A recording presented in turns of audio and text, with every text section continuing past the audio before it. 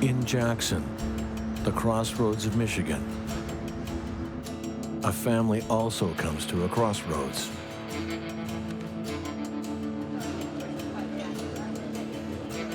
A mystery illness and a bizarre discovery. In this house of nightmares, nothing is as it seems.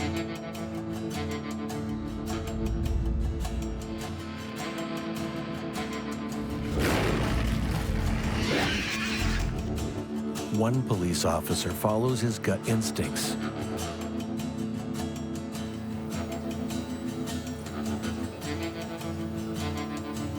and discovers the abomination that was supposed to stay hidden.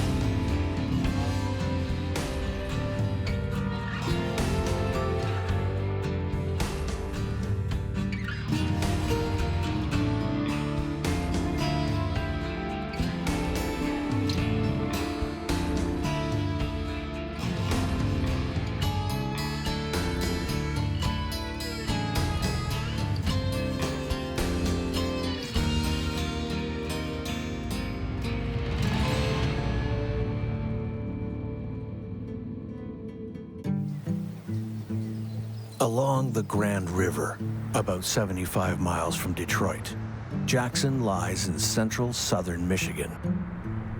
It's an affordable working-class commercial and manufacturing hub known as a cool place to live. And it's got history. The Republican Party can trace some of its early roots to Jackson and the 1854 anti-slavery rally. The Jackson Railway Station is one of the oldest and greatest American railway stations, known as the Crossroads of Michigan. But some of Jackson's history is something its residents would prefer to forget.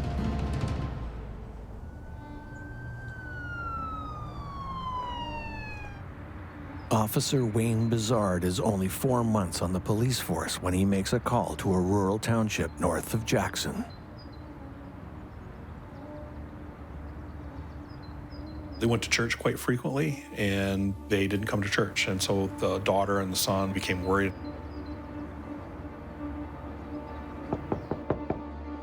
But they had thought that it was a gas leak or something of that nature, so they called 911. We went inside and cleared the house, and obviously it was a homicide. And soon, a gruesome discovery is made that will alter Wayne Bizard's life forever. A gang of juvenile males has descended on the home. They had heard that the couple had a lot of money. The husband was right near his recliner in the living room.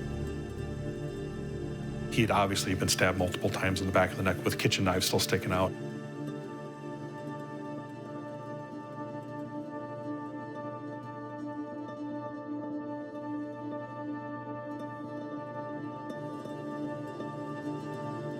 It's apparent that the female victim has attempted to barricade herself in the bathroom.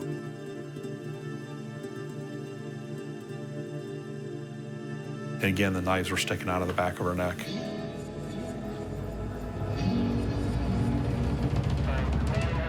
A rookie cop is initiated into the reality of violent crime and the trauma it inflicts. That one, I had a little PTSD. Obviously, I've never been exposed to that before. 4 years later, Bizard will be instrumental in a case so bizarre and macabre that it will eclipse that horrific rookie discovery and shake the town of Jackson to its core.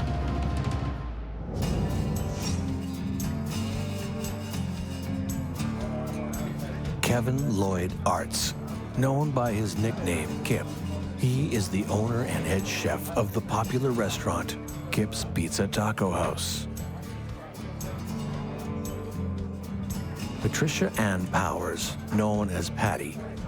When she meets Kip, she has one daughter from a former abusive marriage.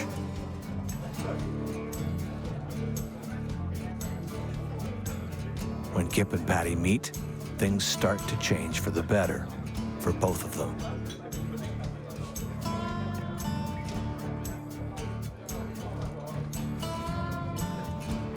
And after Patty's bad marriage, her family is delighted to see Patty happy again. The two wed and operate the restaurant together. Kip is the chef, and Patty is head waitress and runs front of house.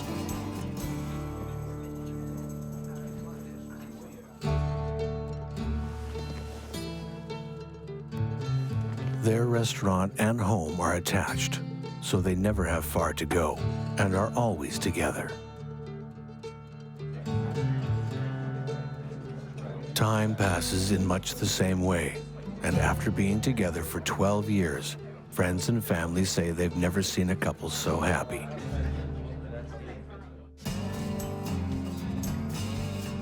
The couple decide to throw a pig roast barbecue for the people they love.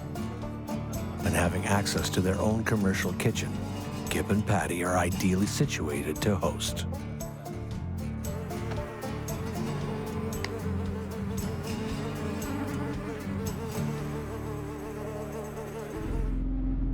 But immediately after the barbecue, Kip begins experiencing severe headaches.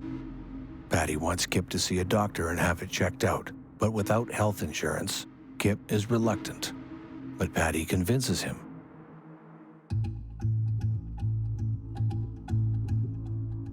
The doctor has shocking news. Kip has a large blood clot on the right side of his brain and will need emergency brain surgery. On June 29, 1999, Kip is admitted to hospital in Jackson to remove the blood clot in his brain.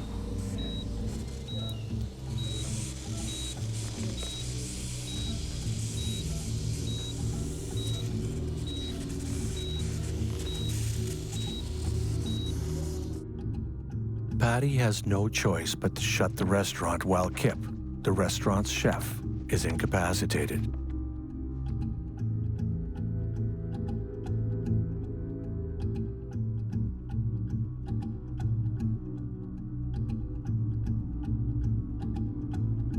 Kip and Patty do not have health insurance.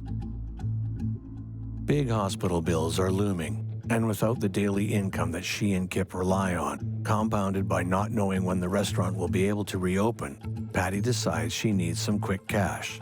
So Patty sells their car, a Lincoln.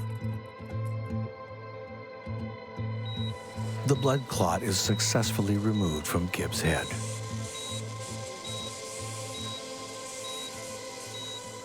After the surgery, Kip is a changed man. When he is released on July 2nd, his father, Lloyd Artz, notes that his son appears dazed and childlike. But without medical insurance, the tab is growing by the hour.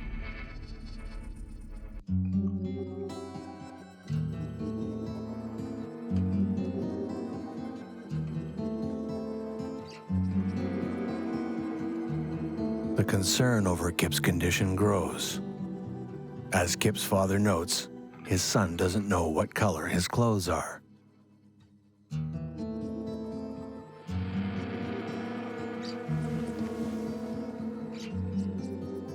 But Kip is in the care of Patty, his loving wife.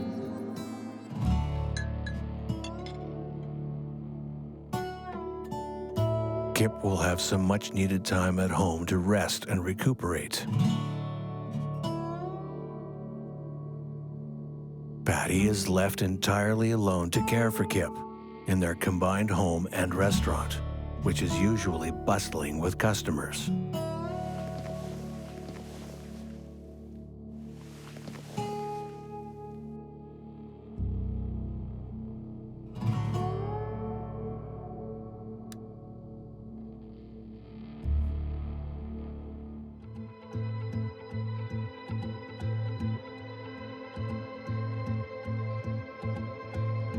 It's been a punishing period of worry, and Patty is overcome by exhaustion.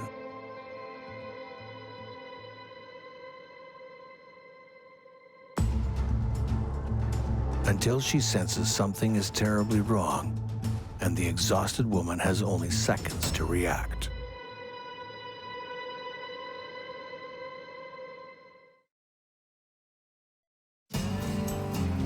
Jackson, Michigan. Population 33,534. Living in a diversified commercial and manufacturing center with ties to the auto industry. The cost of living is low. The air quality is good, with a small town feel. It's an ideal place to run a nice little restaurant.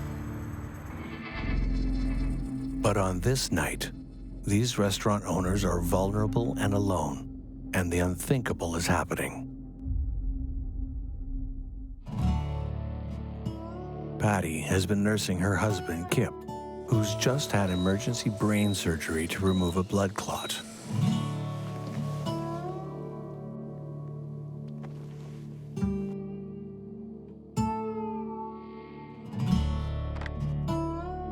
It's not unusual for Patty's family to talk to her every day. So after the surgery, when no one has been able to get a hold of Patty or Kip in 2 days, they become concerned. Patty's sister Cynthia decides to pay them a visit and check things out herself. Much to her surprise, since Kip is there recuperating from major surgery, no one answers her knock. But as she's about to leave, Kip answers the door. Kip tells Cynthia something that shocks her. That he and Patty got into a fight, and Patty took off in their Lincoln to visit someone. But Cynthia knows that Patty sold the car. With Kip's odd demeanor and his lie about the car, Cynthia believes that something is very wrong. Alarm bells are going off for the family because of the lie about the car. But was it a lie or was it just confusion? They know he hasn't been himself recently because of the recent brain surgery. And if an accident happened in the home, he probably wouldn't be able to deal with it on his own. They also know that the doctors ordered him to stop taking his medication cold turkey, essentially, prior to the surgery. So they don't want to see him get himself into trouble because of a chemical imbalance that was essentially not his fault. He's not taking his medication, so things aren't the same for him right now. In addition to the facts, the family has extra concerns. Dark undercurrents to the marriage exist that only those who are close to Patty know. Kip and Patty have had marital problems in the past. But for the moment, they just want Patty located. Patty's family contacts the police. They were concerned about her whereabouts and felt that she may be injured or hurt inside of the restaurant someplace. We had called the brother's house and made contact with Kip's sister-in-law and said, we'd like to meet Kip at the restaurant. So Kip was sitting in the vehicle in the front of the restaurant by the front door. So I made contact with him sitting in the car, and I just said, hey, I'm here to make sure that Patricia's okay.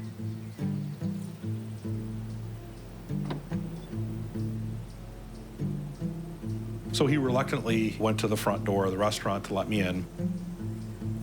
When he started to put the key into the door, his hands were shaking. And then he said, I can't do this. And he turned around and he went back and sat in the car.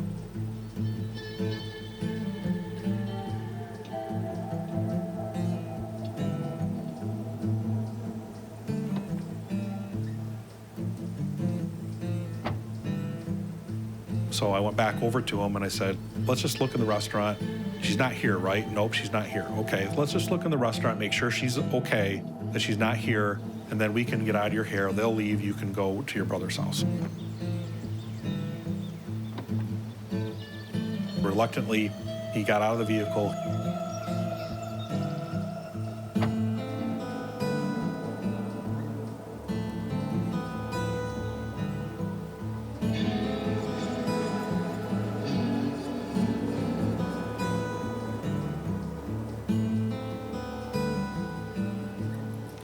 And again, his hands were shaking, but he opened up the front door, and I followed him into the restaurant. The men enter the restaurant, but Kip does not turn on the lights. Bizarre looks for the body of Patty. Still in darkness, Kip leads the officer into the kitchen area.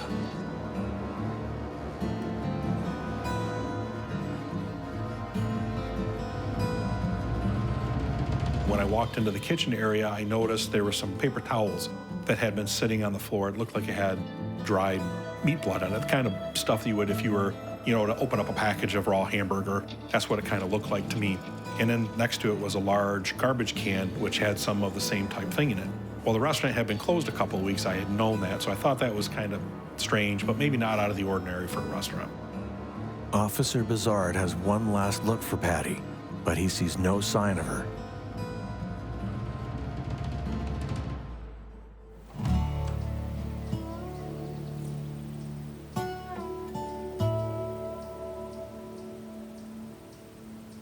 Kip's family take him into their care until Patty comes back. Patty's family talks to Bizarre, and the more they tell him, the more concerned he is for her safety. Bizarre consults with Detective Tom Fierro about events at Kip's restaurant. And I told him my concerns and what my feelings were, and I told him I think we need to go back in and look a little more closely inside the restaurant. Officer Bizarre arranges with Kip to meet at the restaurant at an arranged time later that day for further inspection. Then, Officer Bizarre and Fierro get an idea: to return to the restaurant before the arranged time so they can look around before Kip gets there. But when they arrive early, the officers get a big surprise. They're not the only ones who have arrived early. He was carrying a cardboard box and then turned and walked away from us to the front of the building and disappeared around the front of the building. Kip doesn't know it, but whatever he's come back early to do is now being observed by police.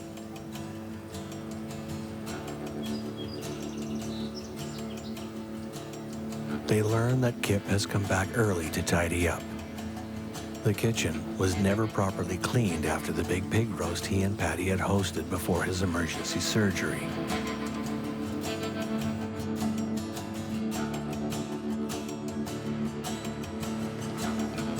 His demeanor had totally changed. He was a lot more open, a lot more friendly than he was the previous time. Kip agrees that Officer Bizarre can look around. Bizarre moves methodically toward the kitchen area.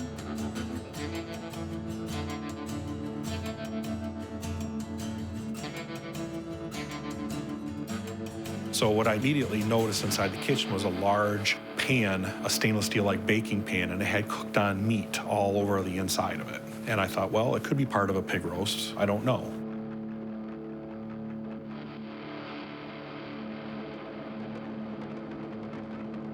In front of the washer-dryer area, Biscard sees foam littering the floor.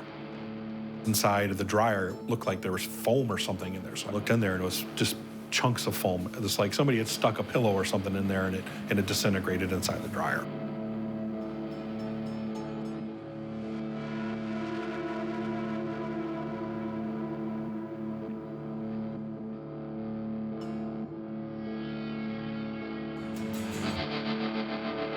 During his search, Bizarre finds a purse.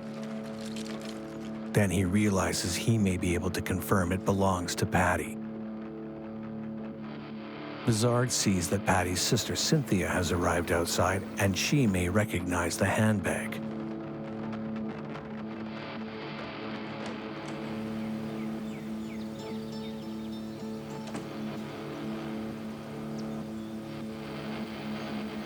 So now I knew that she hadn't left because she didn't leave her purse here.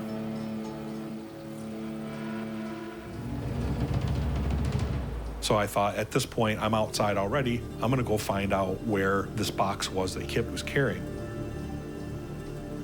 There was a dumpster, and I opened up the dumpster thinking it was gonna be in there, and it was empty. So I thought, well, where in the world could he have put that box? So the only other place he could have put it was the neighbor's house on the front porch. I saw the box sitting there.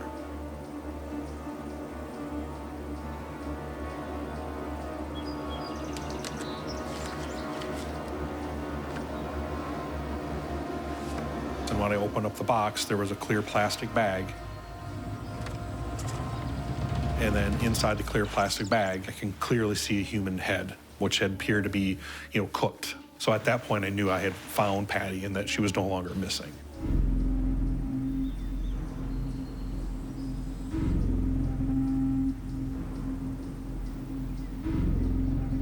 Bizarre calls for more units to come and lock down the crime scene. I immediately went back and made contact with the detective, and I called him away from Kip. I said, I found her. She's in that box that he was carrying. He goes, are you sure they had a pig roast here? Are you sure that's not what it is? I know, I'm positive that's what it is.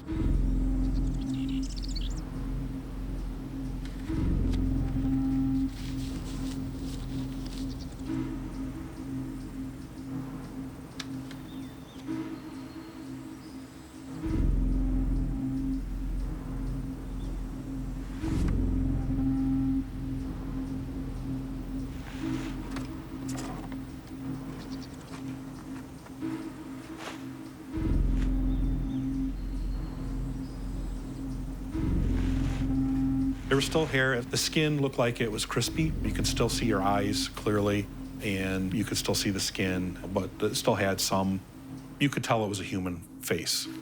Obviously, it looked like it had been cooked.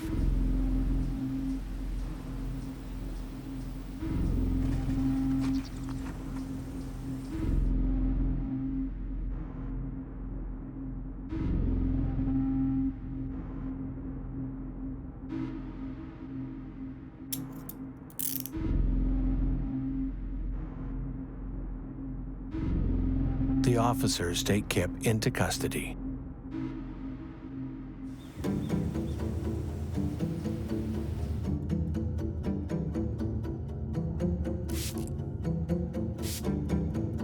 Crime scene investigators use luminol to detect if there is any human blood within a scene. Luminol interacts with the iron in hemoglobin and gives off a blue hue, which indicates that there is blood present even though a victim's blood may have tried to been cleaned up by the perpetrator. Luminol will indicate that there is blood even though if it wasn't visually present by our eyes. It makes the invisible visible when it comes to blood. And the garbage can glowed in the center of the room almost to the point where it would light the room up.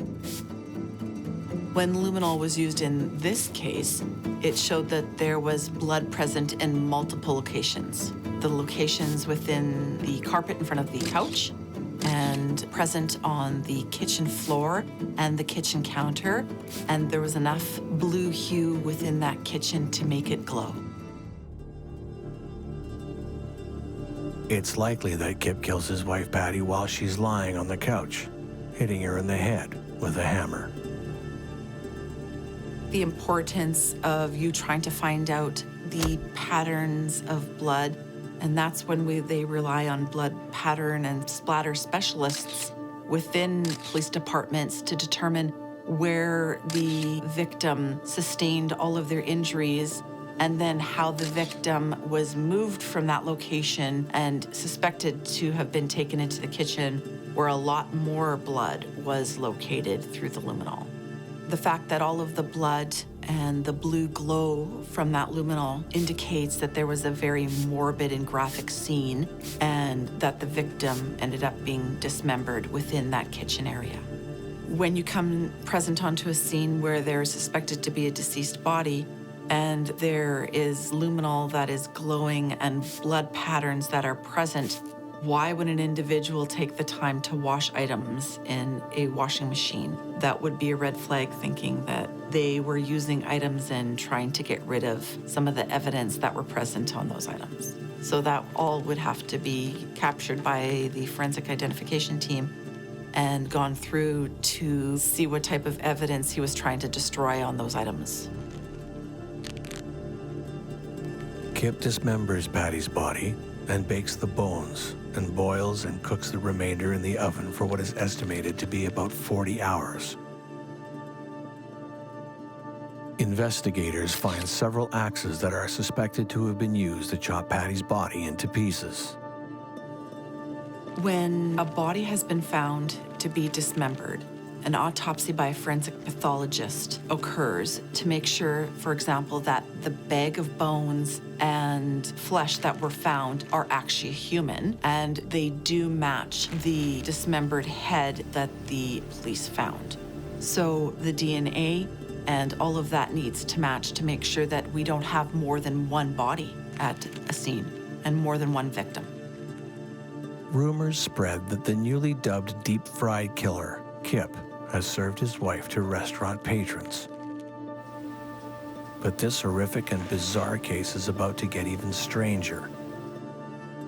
2 weeks prior, body parts of another woman are found in several locations in Ann Arbor. Thomas Kraft of Swanton, Ohio, faces trial for aggravated murder and dismemberment of his wife, Lynette. Is it possible that Kip has another life that no one is aware of? Is he, in fact, a copycat killer?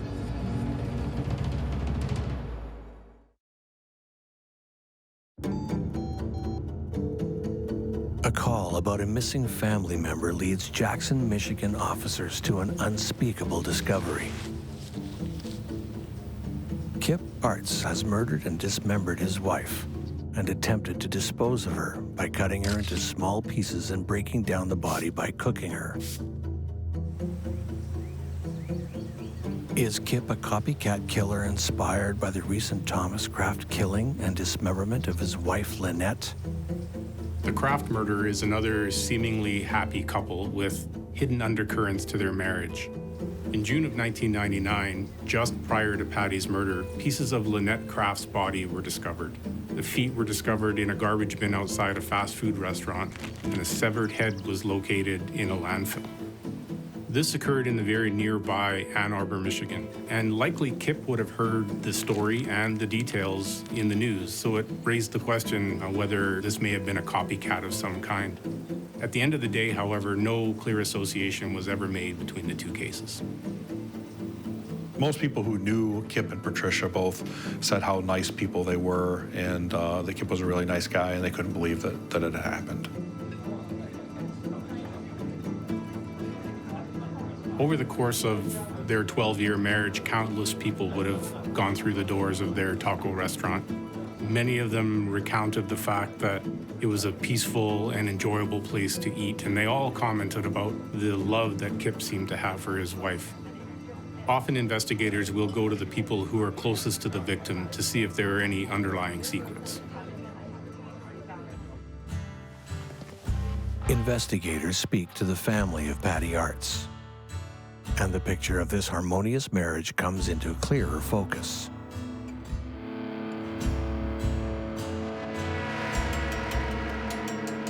In the distant past, while in a rage, Kip tries to smother Patty.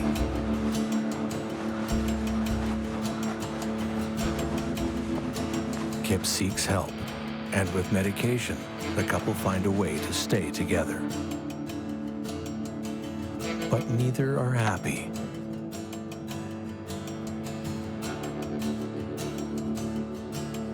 Kip is often suspicious of Patty.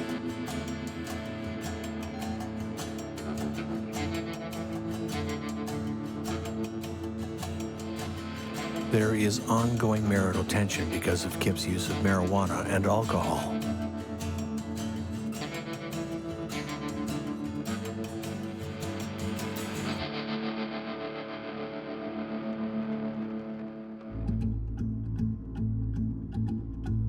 When Kip returns home from the crisis of emergency brain surgery, Patty expects to be caring for him and nursing him back to health, but his behavior is largely unchanged.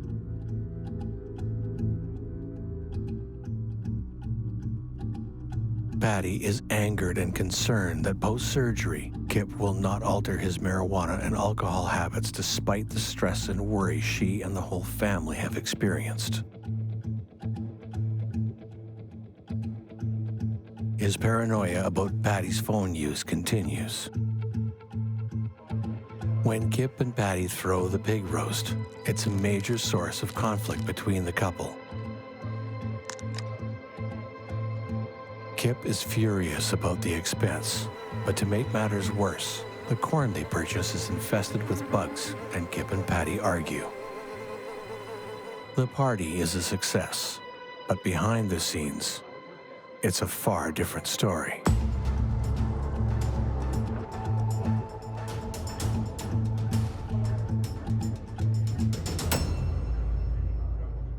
By the end of the night, their kitchen has become infested by bugs.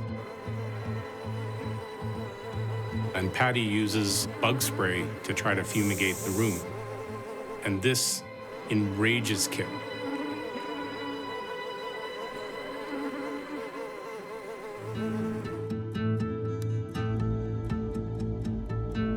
Immediately after the fumigating incident, Kip learns about the large blood clot on the right side of his brain.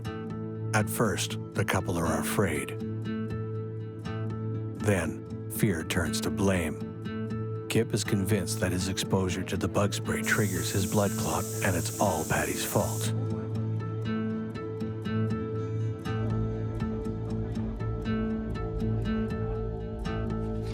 The violent marriage stories are just a prelude to the strange and horrific end to Patty Artz's life.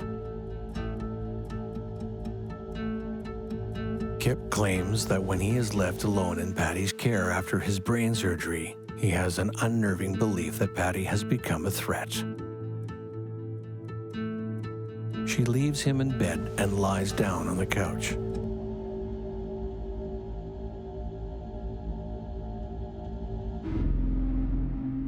But Kip gets up and pursues her. He finds a hammer and raises it. The jury will hear that on the night of the murder, Kip saw the devil staring back at him. He didn't kill his wife, Patty, he killed the devil.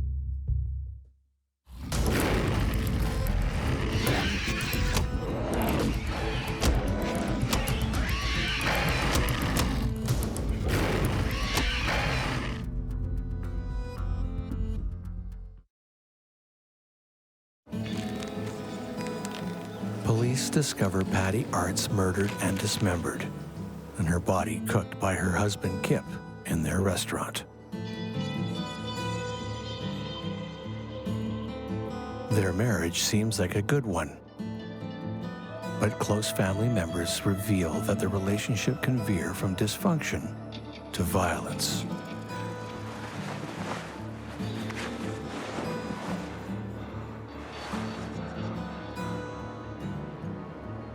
Evidence clearly establishes that Kip kills and dismembers his wife and goes to great lengths to cover his tracks.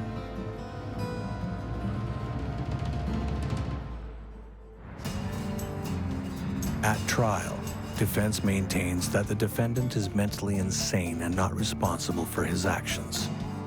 In order for a finding of not guilty by reason of insanity or by mental disorder to be rendered, the defense has to show that mental illness profoundly affects the accused's reasoning process.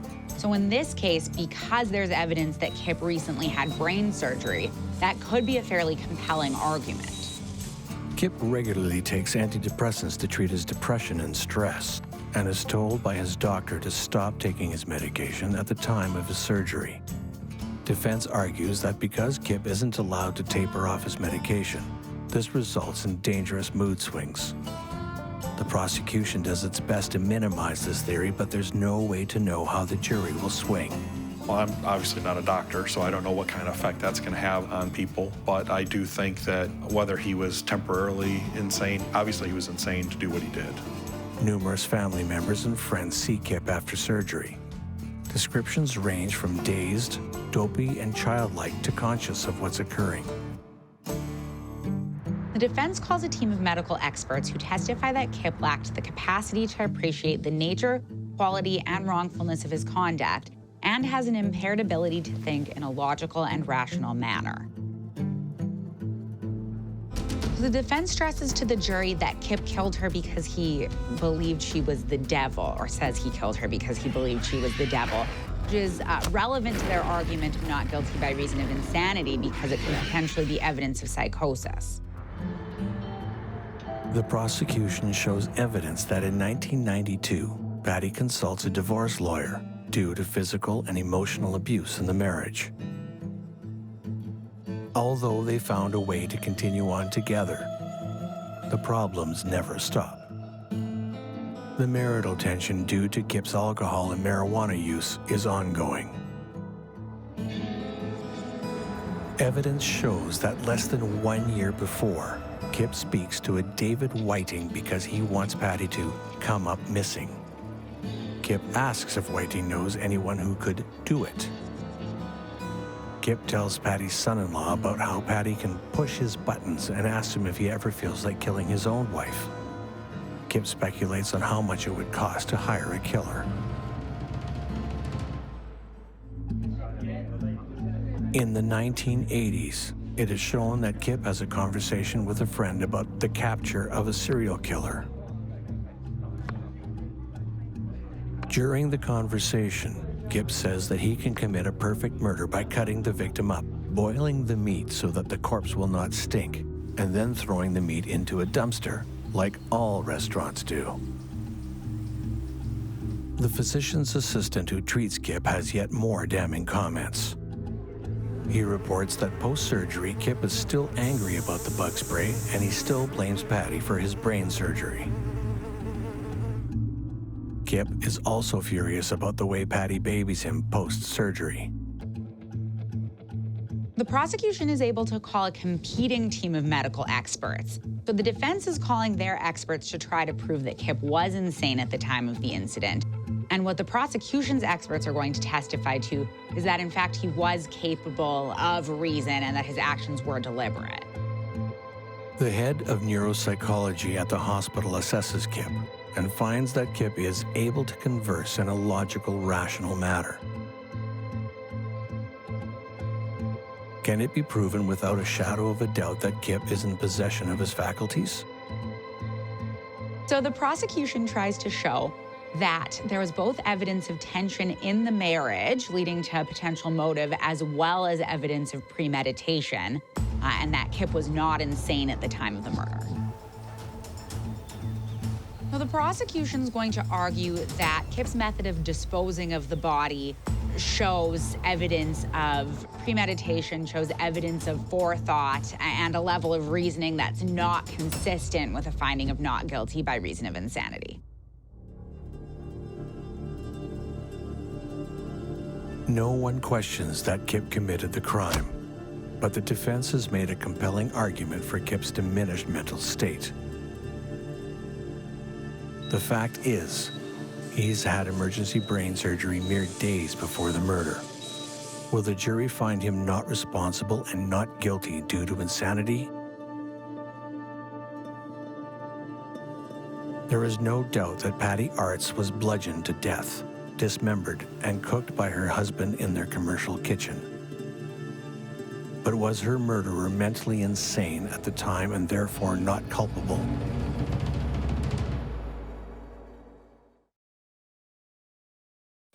Jurors disagreed with the defense arguments, and on March 15, 2001, Kevin Lloyd Kip Artz is sentenced to life imprisonment without the possibility of parole by Jackson County Circuit Judge Edward J.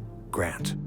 Whether he knew what he was doing was right or wrong, I believe he knew what he was doing was wrong. If he didn't, he wouldn't have tried to cover it up over a 2-day period, cleaning the restaurant. To the naked eye, you would never have known there was anything amiss. To the average person, it would look like any other restaurant kitchen that had been closed. Kip's family believes that ultimately justice wasn't served in this case. Kip's father will never forget the moment where Kip couldn't even describe the color of his own clothes. They will probably always believe that he was in a confused and psychotic state, and that the only reason he did what he did was because he was hallucinating.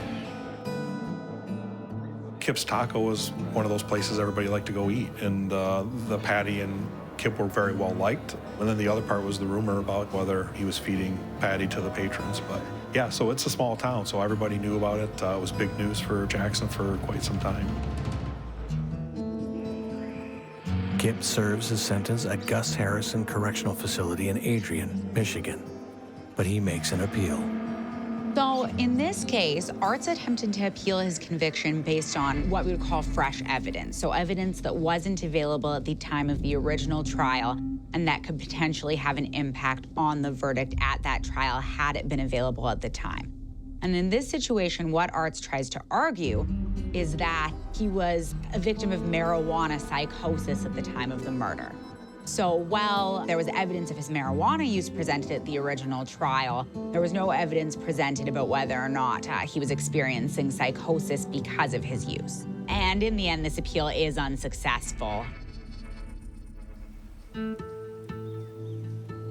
The family taco business is no longer a restaurant, and it's got to be a relief for the residents of the community to know that those bad associations with that establishment no longer have to be relived every day. If it would have been another day, he probably would have gotten away with it.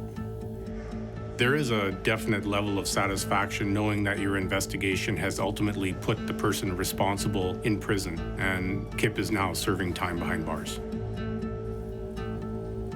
Patty's family and friends mourn the loss of a lovely person, and they are relieved that Kevin Artz is behind bars for the rest of his life. Not a day goes by that Wayne Bizard isn't grateful that he had listened to his instincts when he had made a routine follow-up about Patty Artz. And I just didn't ignore the gut feeling, because a lot of people will try to talk themselves out of those gut feelings, but they're there for a reason. So, and I tell people, I do a lot of training, and I tell people you got to pay attention to those red flags or those gut feelings, because sometimes that's your mind telling you there's something wrong, and you need to pay attention to it. We're grateful for individuals within this profession that do work in this field and work on a hunch. And he had the ability to go back into that scene and say, something doesn't feel right and I need to take another look. There is no amount of training, there is no amount of counseling, there is no amount of resources that can prepare you to see another human being endure what this poor lady had, and the graphic nature, the morbid, and the extent to which he tried to eliminate her body. Nothing prepares you to see that, to visualize it, and to endure it. The persistence of her sister in being worried and wanting answers, I'm glad that the professionals that were involved were able to positively identify the deceased and were able to give loved ones closure and have justice served in this manner. After a distinguished 26-year career, Wayne Bizard is now retired from the force and runs his own private investigation business. Like many other fellow officers, there are moments from his career that will haunt him all of his life. But he knows that he has made a difference to the victims of the crime in his community of Jackson, Michigan.